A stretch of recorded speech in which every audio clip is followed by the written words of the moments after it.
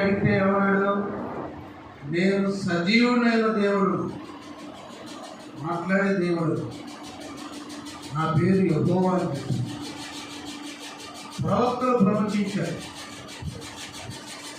కాబట్టి మన దేవుడు ఎలాంటి వాడంటే ధవళవర్ణుడు, రత్నవర్ణుడు. ఆయనలో ఏ మచ్చ, ఏ వంక లేనటువంటి వాడు, ఎర్ర నేత్రములు లేనటువంటి వాడు, సౌందర్య శివుల నుండి మనం చూస్తున్నటువంటి వాడు.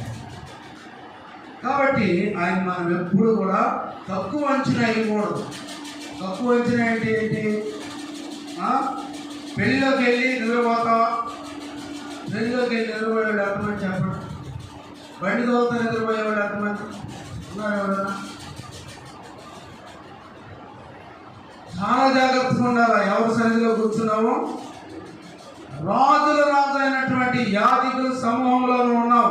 పంచాయతీలోనూ ఎక్కడో చిల్లర మార్కెట్లో లేవు. మనం ఎవరి మధ్యలో ఉన్నాం? మనం రాజులైనటువంటి యాజక సమూహంలో రాజాదిరాజు సన్నిధిలో ఉన్నాం అన్నమాట. అందుకే ఆయన పేరు చెప్పారు ధవళవర్ణుడు, రక్తవర్ణుడు, నా ప్రియుడు. కాబట్టి చాలా జాగ్రత్తగా ఉండాలి.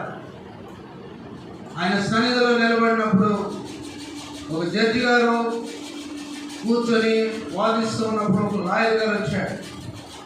లాయర్ గారు వచ్చి ఆయన క్లయింట్ మీద ఆయన మాట్లాడుతూ ఉన్నప్పుడు జడ్జి గారు అన్నాడు, ముందు నీ వెళ్ళి నీ బటన్ సరి చేసుకురాపు అన్నాడు. జడ్జి గారు ముందుకు బటన్ ఉప్పు తీసి వెళ్ళాడు.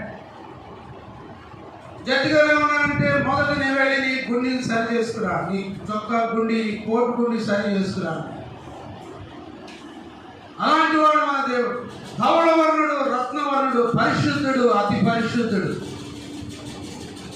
నిత్య నివాసి అయిన వాడు ఇలాగ సెలవిచ్చున్నాడు, నేను పరిశుద్ధ స్థలంలో నివసించేవాడును, ఆయనను వినయము గల వారి ఎదురును, దీన మనసు గల వారి ఎదురు. ఎవరి దగ్గర నిలబడుతున్నారు? దేవుడికి మంచి 10 లక్షల రూపాయలు బంగారం వేసిన వాళ్ళు ఎదుర్కొచ్చాడు దేవుడు. ఎవరి మనసు? దీనుల దగ్గర, దీనమైనటువంటి వారి దగ్గర ఉన్నాడు దేవుడు. దీన మనసు కావాలి. ప్రార్థనకి వెళ్ళాలంటే ఏం కావాలా? దీన మనసు కావాలండి. దీనమైనటువంటి మనసు. నాకైనా, నీకైనా, ఎవరికైనా, పాస్టర్ గారికైనా, పాస్టర్ గారికైనా, ప్రభు సేవలో పాల్పొందిన పొందేవారికైనా, పరిచయం చేస్తున్న వారికి ఏ మనసు కావాలి? దీన మనసు ఉన్నప్పుడే దేవుడు నీ దగ్గర ఉంటాడు. నువ్వేం చదువుకోపోయినా పర్వాలేదు, నీ దగ్గర మంచి విలువైన బంగారాలు లేకపోయినా, బడి లేకపోయినా పర్వాలేదు. కాబట్టి దీన మనసు కావాలి. దీన మనసు ఉన్నప్పుడు దేవుడు నీ దగ్గరే ఉంటాడు, ఎక్కడికి వెళ్ళడు. నువ్వు చెప్పినట్టు ఆయన అంటాడు. ఎందుకంటే దీన మనస్సు. మహోన్నతుడునైనను నేను పరిశుద్ధ స్థలంలో నివసించువాడు. యెషయా గ్రంథంలో ఉంటుంది, చూడండి ఆ మాట. మహోన్నతమైన స్థలాలు ఎక్కడున్నాడు? మనం ఏదో వచ్చి కూర్చొని వెళ్ళిపోదాం, ఎప్పుడెప్పుడు వదిలిపెడతారా, పలాకి వెళ్ళిపోదాం అని ఉండకూడదు. చూడండి ఎలాంటి మనసు, దీన మనసు ఉన్నాడు. దీన మనసు లేకపోతే ప్రభుని ఎదురాడు. చూడండి దేవుని యొక్క వాక్యం 57వ అధ్యాయము 15వ వచనం. 57వ అధ్యాయము 15వ వచనంలో మహాగణుడును, మహోన్నతుడును, పరిశుద్ధుడు, నిత్య నివాసి అయినటువంటి వాడు. ఎవరు ఆయన? ఎలాంటి క్వాలిఫికేషన్స్ ఉన్నాయా? నా దగ్గర, నీ దగ్గర ఉన్నాయి అలాంటి క్వాలిఫికేషన్స్. మహాకణుడు, మహోన్నతుడును, పరిశుద్ధుడును, నిత్య నివాసి అయినటువంటి వాడు ఇలా సెలవిస్తున్నాడు.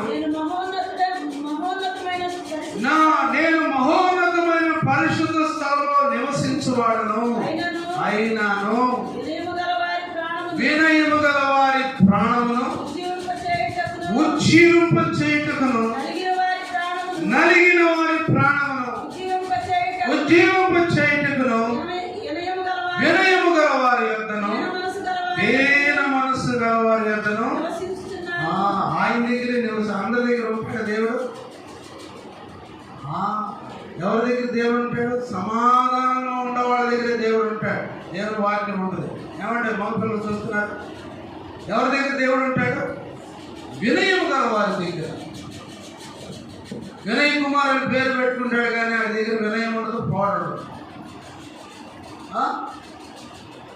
ఏమండి, నేతి బీరకాయ పేరు, దాంట్లో నెయ్యి ఉండదా?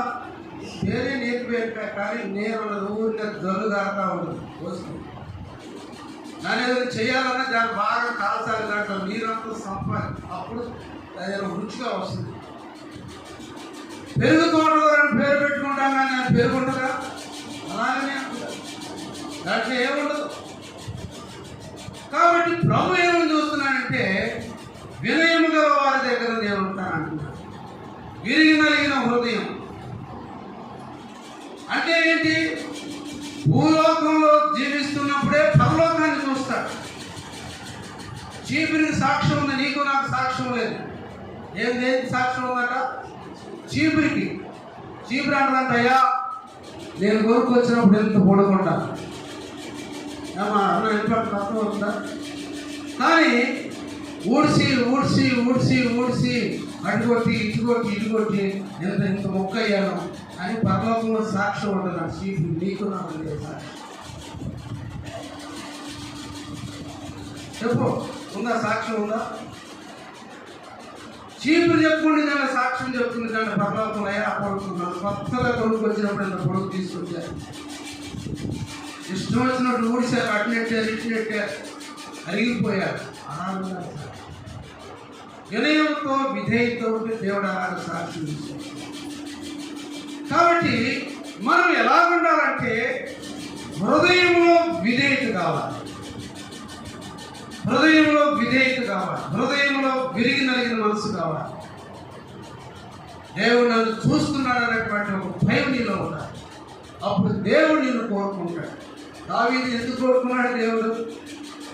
ఏమండి, గొప్ప ఎందుకు కోరుకున్నాడు దేవుడు దావీదుని? సక్కనుడు అని కోరుకున్నాడా? తండ్రి చెప్పిన మాట విని గొర్రెలు కాయటానికి వెళ్ళాడు. అందరూ ఎవరు వెళ్ళరా? నేను వెళ్ళాలి గొర్రెలు కాయటానికి. ఆఖరి వాడు కడసారిగా ఉన్నాడు. అంతే సమయాలు అడుగుతాడు, ఎక్కడున్నాడంటే ఎక్కడున్నాడని చెబుతాడు. ఎందుకు వెళ్ళాడు అక్కడికి? గొర్రెలు కాయటానికి తండ్రి చెప్పిన మాట విన్నాడు. అక్కడే విధేయత ఉండదు. నువ్వు తల్లిదండ్రులు చెప్పిన మాట వింటే దేవుడు నిన్ను మెచ్చుకుంటాడు. తండ్రి తల్లి చెప్పిన మాట వినాలి, వాక్యం చెప్పిన మాట వినాలి, యేసయ్య చెప్పిన మాట వినాలి. అప్పుడు దేవుడు నిన్ను మెచ్చుకుంటాడు, నీకు మార్కులు వేస్తాడు. నువ్వు ఎక్కడికి వెళ్ళినా సరే జయమే. అగ్నిలో వెళ్ళినా బయటకు వస్తావు, సముద్రంలో పడ్డా బయటకు వస్తావు. పాపంలో నిన్ను పట్టుబడుతున్నప్పుడు అక్కడి నుంచి కూడా బయటపడతావు. అలాగా దేవుడు నిన్ను కాపాడు. అప్పుడు దేవుడు నిన్ను దీవిస్తాడు. అప్పుడు దేవుడు నిన్ను ఆశీర్వదిస్తాడు. ఊరిని ఆశీర్వదిస్తాడు. అందరిని ఆశీర్వదిస్తాడా? ప్రార్థనకి వెళ్ళిన వాళ్ళందరినీ దేవుడు దీవిస్తాడా? ప్రార్థనకి వెళ్ళిన వాళ్ళందరినీ దేవుడు వాడుకుంటాడా? దేశములో నమ్మకస్తులైన వారి యొక్క నేను 150 కీర్తనలు, నా యొక్క నివసించినట్లు దేశంలో నేను నమ్మకమైనటువంటి వాడు. నా యొక్క నివసించినట్లు దేశంలో నమ్మకస్తులైన వారిని నేను కనిపెట్టుచున్నాను. దొంగలు కాదు కనిపెట్టే దేవుడు. పాస్టర్ గారైనా సరిగా లేకపోతే ఎప్పుడో ఊడ్చవతలు పడేసాడు ఆయన. సంఘాన్ని దేవుడు కాపాడతాడు. ఎందుకంటే సంఘం అయింది కాబట్టి, సంఘం అయింది కాబట్టి సంఘాన్ని దేవుడు కాపాడతాడు. కానీ నమ్మకత్వం కనుక సేవకుల్లో సేవకురాల్లో కనుక నమ్మకత్వం లేకపోతే దేవుడు వదిలిపెట్టేస్తాడు. నువ్వు నేను పాస్టర్లకు నువ్వు బతకటమే లోకంలో. అంతే. దేవుని వాక్యం ఆషామాషా కాదు. ఇది హాసుభావంతో అయినా నువ్వు మాట్లాడవచ్చు, కానీ దేవుని వాక్యంతో నువ్వు మాట్లాడకూడదు. ఏదో సింపుల్గా తీసుకోకూడదు. దేవుని వాక్యం, దేవుని వాక్యం, దేవుని సన్నిధి సింపుల్గా తీసుకోకూడదు. చాలా మంది చాలా సింపుల్గా తీసుకుంటారు. ఏదో నీ సొంత కారు లాగను, లేకపోతే నీ సొంత ఈజీ చైర్ లాగను. నువ్వు ఈజీ చైర్ మీద కూర్చున్నప్పుడు ఒక నిలకడగా కూర్చుంటావా? అటు తిరుగుతావు, విడి తిరుగుతావు, మళ్ళీ ఇటు వెళ్తావు ముందుకు. గ్లాస్ అందుకోపోయి అడిచాడు బాగా వెళ్తాం. అది నీ చేయి. దేవుని సన్నిధి అలాంటిది కాదు.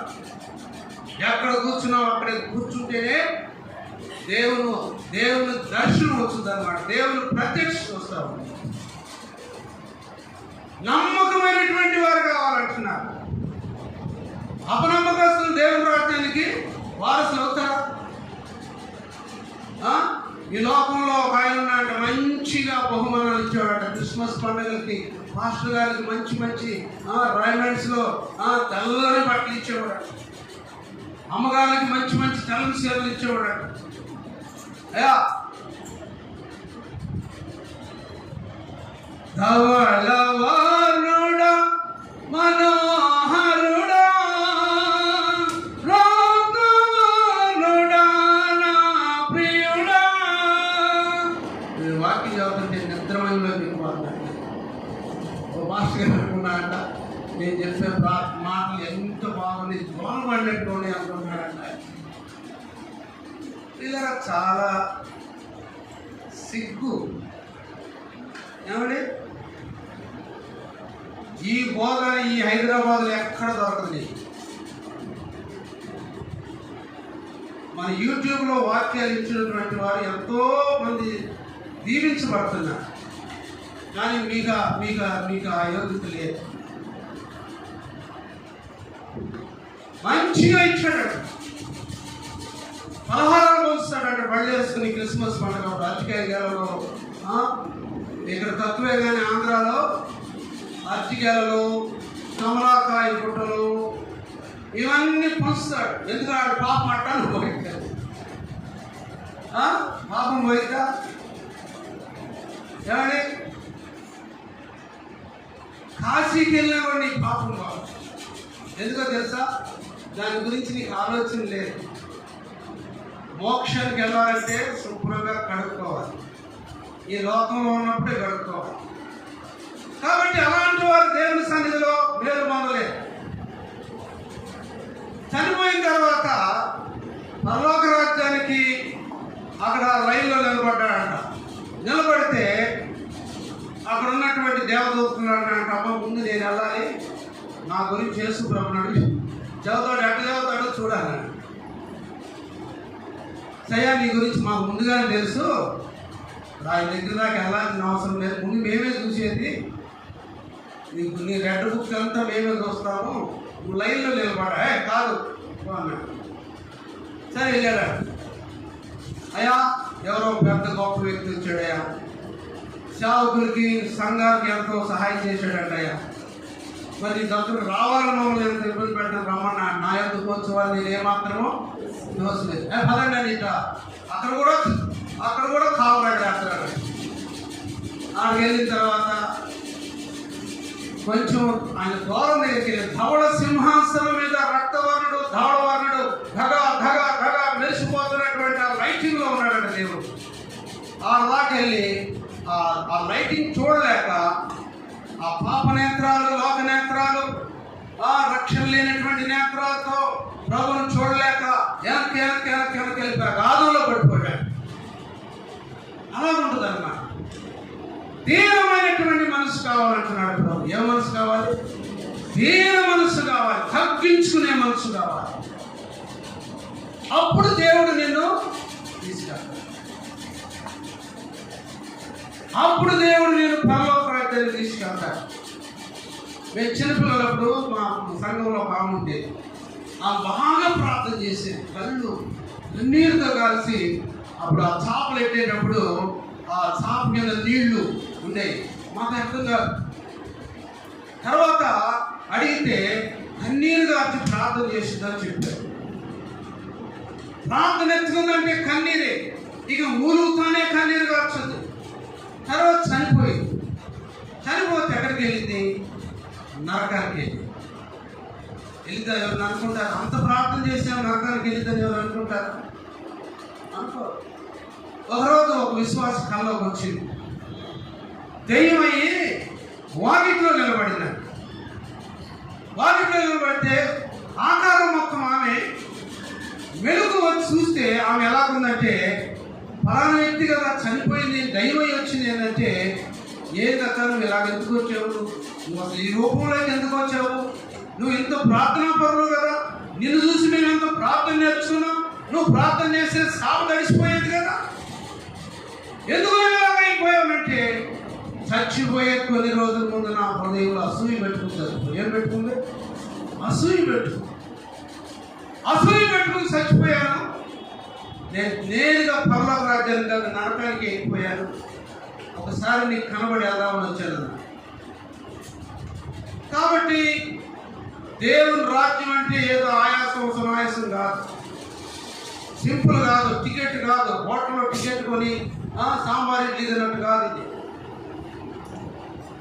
నమ్మకమైనటువంటి గట్టి హృదయం కావాలి, నమ్మకమైనటువంటి హృదయం కావాలి. నీ హృదయంలో ఏముందో కనిపెట్టుకోవాలి. నా హృదయం దేవునికి దగ్గరగా ఉందా దూరంగా ఉందా పరీక్ష చేసుకోవాలి. ఈ లోకంలో శోధనలు వస్తాయి, ఈ లోకంలో అవమానాలు వస్తాయి, ఈ లోకంలో ఎన్నో తొందరలు వస్తాయి, కానీ నీ హృదయం దేవునితో ఎలా ఉందో ఒకసారి పరీక్ష చేసుకోవాలన్నాడు దేవుడు. ప్రతిరోజు పరీక్ష చేసుకుంటే మంచిది అంటున్నాడు దేవుడు. వాక్యం ద్వారా పరీక్ష చేసుకుంటే అద్దంలో ముఖం చూస్తున్నట్లుగా దేవుని వాక్యంలో మన ముఖం చూసుకోవాలి, మన చరిత్ర ఏందో చూసుకోవాలి. అప్పుడు దేవుడు నిన్ను అంగీకరించి నీ ప్రార్థన అంగీకరించి, కొర్నేలి నీ ప్రార్థన నేను అంగీకరించి ఉన్నా, నీ విజ్ఞాపన నేను విని ఉన్నాను అన్నాడా లేదా? అపోస్తలుల 10వ అధ్యాయం కొర్నేలి నీ ప్రార్థన నేను వినలేదు అన్నాడా? నీ ప్రార్థన నేను విన్నాను. అయ్యా చదువు శ్రీనివాస్ గారు అపోస్తలుల 10వ అధ్యాయం చదువు. ఏముంది అక్కడ దేవుని యొక్క వాక్యము? నీ ప్రార్థన నేను విన్నాను. మా ప్రార్థన వింటున్నాడా దేవుడు? నీ ప్రార్థన దేవుడు వింటున్నాడా? కాబట్టి ప్రార్థన చేయనప్పుడు మీరు వేషధారులుగా ఉండొద్దు అని అంటున్నారు. ప్రార్థన చేయనప్పుడు ఉపవాసాలు ఉన్నప్పుడు మీరు అలాగ ఉండొద్దు ఇలాగ ఉండొద్దు అని చెబుతున్నాడు. రహస్యమందు నీ గదిలోకి వెళ్ళి ప్రార్థన చేయండి. చదవండి 10వ అధ్యాయం. పరిశుద్ధుడు పరిశుద్ధుడు నిత్యము దూతలతో కొనియాడబడుతున్న నా యేసయ్యా వందనం.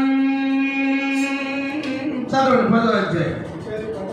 ఇటలీ పటాలం అన్నటువంటి పటాలంలో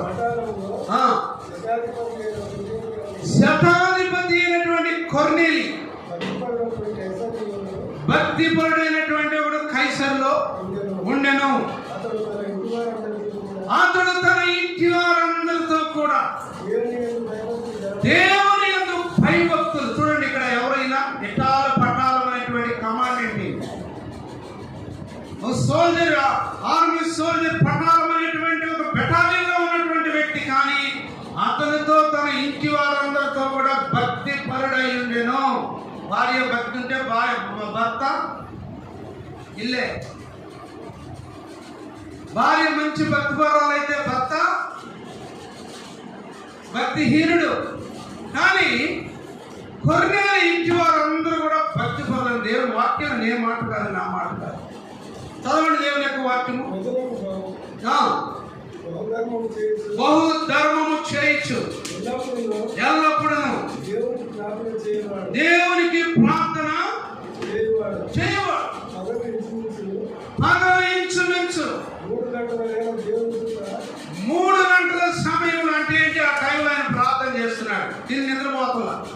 ఇంచుమించు 3 గంటలు అంటే మంచి నిద్ర టైం. అది అన్నం తిన్న తర్వాత రిలాక్సేషన్. ఆఫీస్లో వాళ్ళైనా కొంచెం అలాగా వెనకమల కుర్చీ ఆనుకొని నిద్రపోతారు, లైట్గా ఒక విశ్రాంతి తీసుకుంటారు. కానీ కొర్నేలి 3 గంటల సమయంలో ప్రార్థన చేసుకున్న సమయంలో దేవుని దూత అతని ఎదురుకు వచ్చి కొర్నేలి అని పిలుచుట, అతడు దూత దర్శనమందు దూత వైపు చూచి భయపడి ఏమని అడిగాను? అందుకు దూత, నీ ప్రార్థనయు నీ ధర్మకార్యములు దేవుని సన్నిధికి చూడండి ఎలా పోయి జ్ఞాపకార్థముగా రిజిస్టర్డ్గా అది సాక్ష్యం. ఇర్మియా గ్రంథం 5వ అధ్యాయంలో కూడా ఉంది. పిట్టలు పంజరముతో నిండి ఉన్నట్లు. చూడండి 7వ వచనం అనుకుంటారు. ఇర్మియా గ్రంథము 5వ అధ్యాయము 27వ వచనం. పంజరము పిట్టలతో నిండి ఉన్నది, వారి ఇండ్లు కపటములోకి నిండి ఉన్నాయా? కపటముతో నిండి ఉన్నవి. దాని చేతనే ఔశ్వర్యవంతులను అవును, their house are full of deceit. వారి ఇల్లు కపటముతో నిండి. కానీ కొర్నేలియు ఎలాగుంది? ప్రార్థనతో నిండి ఉన్నది. కొర్నేలియు యొక్క కుటుంబం ఎలాగుంది? ప్రార్థనతో నిండి ఉన్నది. చూడండి, ప్రార్థన చేసే కుటుంబాలు, ప్రార్థన చేసే కుటుంబంలో ఉన్నటువంటి బిడ్డలు ఎలా ఉండాలంటే ప్రార్థన శక్తి కలిగినటువంటి వారిగా ఉండాలి. ఎలా ప్రార్థనకు వచ్చి సాక్ష్యం చెప్పినంత మాత్రాన దేవుడు అంగీకరించడు. కొర్నేలియు లాగానే ఇల్లు ఉండాలి. కొర్నేలియు సేవలాగానే సేవ ఉండాలి. కొర్నేలియు విశ్వాసం లాగానే విశ్వాసం ఉండాలి. అది దేవుడు కోరుకుంటున్నాడు. నా యందు నివసించినట్లు దేశంలో నమ్మకస్తులైనటువంటి వారిని కోరుకుంటున్నాడు. పెద్ద పెద్ద నాయకులను దేవుడు కోరుకోవట్లేదు. పెద్ద పెద్ద ఆఫీసర్లను దేవుడు కోరుకోవట్లేదు. పెద్ద ఆఫీసర్ అయినా సరే దేవుడి ముందు ఒక చిన్న సామాన్యులు లాంటి వాడు అన్నమాట. పంజరము పిట్టలతో నిండిది. మా ఇంట్లో సహజంగా పిట్టలు పెంచుకుంటాం, లవ్ బర్డ్స్. కానీ వాటికి ఒక గేజ్ ఉంటుంది అన్నాడు. కేజ్ ఏమవుతుంది? కేజ్ దాంట్లో ఉంటాయి. అలాగా వారి ఇల్లంతా కూడా దేంతో నిండి ఉంది? Their house are full of deceit. వారి ఇల్లు పూర్తిగా కపటం ఉంటుంది. ఇల్లంతా కపటం. వారిలో కపటం, భర్తలో కపటం, కుటుంబంలో కపటం. అప్పుడు ఆ ఇంట్లో దేవుని ఆత్మ ఉంటుందా? ప్రార్థన దేవుడు అంగీకరిస్తాడా? లేదు. కాబట్టి ప్రేమైనటువంటి దేవుడు బిడ్డ, నమ్మకమైనటువంటి వారిని దేవుడు కోరుకుంటున్నాడు. యథార్థవంతులను దేవుడు కోరుకుంటున్నాడు. మహోన్నతుడైన నిత్య నివాసి అని వాడు ఇలాగ సెలవిస్తున్నాడు. నేను విరిగి నలిగిన వినయము గారి వాళ్ళ దగ్గరకు నేను వచ్చి ఉంటాను. కాబట్టి ఈ మధ్యాహ్నకాల సమయంలో ఎలాంటి స్థాయిలో మనం ఉన్నామో జ్ఞాపకం చేస్తాం. నేనేదో పెద్ద గొప్ప వ్యక్తిని అనుకుంటున్నావు. నేను చాలా తెలియగలవాడిని అనుకుంటున్నావు. నేను చాలా సీనియర్స్ విశ్వాసం అనుకుంటున్నావు. కానీ దేవుని దృష్టిలో ఎలా ఉన్నావు? యెహోషువ మైలు వస్త్రాలు దేవుడికి దేవదూతలు కనబడి కానీ మరి ఎవరికి కనబడలేదు. వెంటనే మైలు వస్త్రాలు తీసివేయమన్నా, తెల్లని వస్త్రాలు తలబాగా పెట్టమన్నా. ఓ ప్రియమైనటువంటి దేవుని బిడ్డలారా, సంగమా, దేవుని వాక్యం వింటున్నాడు నా ప్రియమైనటువంటి దేవుని బిడ్డ. ఆయన సన్నిధిలో మనం ఎలాగా ఉండాలి? ఆయన సన్నిధిలో మనం ఎలాగ పరీక్ష చేసుకోవాలి? ప్రార్థన చేస్తాం. దేవుడు తన పరిశుద్ధ వాక్యం దీవించుగా చేయండి. ప్రార్థన చేయండి. నీళ్లు కపటముతో నిండి ఉన్నట్టున్నాడు దేవుడు. పిట్టలు పంజరములో నిండి ఉన్నట్లు నీ హృదయం, నీ ఇల్లంతా ఏమైపోయింది? మోసంతో నిండి. నీ ఇంటి వారికి నీవే అపాయం తీసుకొస్తావు. చాలా మంది జనమును నాశనం చేయొచ్చు. నీ మీద నీవే నేలరోపణ చేసుకుంటున్నావు. నీ ఇల్లంతా కపటం అన్నాడు దేవుడు. నీ హృదయం అంతా కపటం, నీ ప్రార్థన అంతా కపటం, నీ విశ్వాసం అంతా కపటం అంటున్నాడు దేవుడు. అర్థమవుతుందా దేవుని వాక్యం? దేవుని వాక్యం అంటే ఏదో పై పైన టీ చాయ్ బిస్కెట్ ఇచ్చినట్టు కాదు. దేవుని పరిశుద్ధ వాక్యము గద్దింపులతోనూ ప్రేమతోనూ సహవాసంతో కూడి ఉన్నాడు దేవుడు. చేయి, ప్రార్థన చేయి. ప్రభు సహోదరుడు ఎవరొచ్చినా ప్రార్థన చేయ. హృదయం ఎలాగో, నీ ఆలోచనలు ఎలా ఉన్నాయి? కొర్నేలి ప్రార్థన వింటున్నాడు. దేవుడిని ప్రార్థన వింటున్నాడు. దేవుడిని ప్రార్థన ఆలకిస్తున్నాడు. 3 గంటల టైంలో నువ్వు ఏ స్థాయిలో, ఏ టైంలో ఎక్కడ ఉన్నావు జ్ఞాపకం చేసుకోమంటున్నాడు. ఇదిగోనైనా 3 గంటల టైంలో నేను మ్యాట్నీ షోలో ఉన్నాను. ఒక సహోదరుడు ఏడ్చి కన్నీరు గార్చి దేవుని ఆత్మ వచ్చినప్పుడు ప్రార్థన చేసి పశ్చాత్తాపడి మారు మనసుకోవాలి. 3 గంటల టైంలో మ్యాట్రీ షోలో ఉన్నాయి, సినిమా హాల్లో ఉన్నాయి. ఓ పరిశుద్ధుడైన మా తండ్రి, రక్షింపనేరకుడినట్లు యెహోవా హస్తము కుంచుతాయి, విననేరకుడినట్లు ఆయన చెవులు మందము.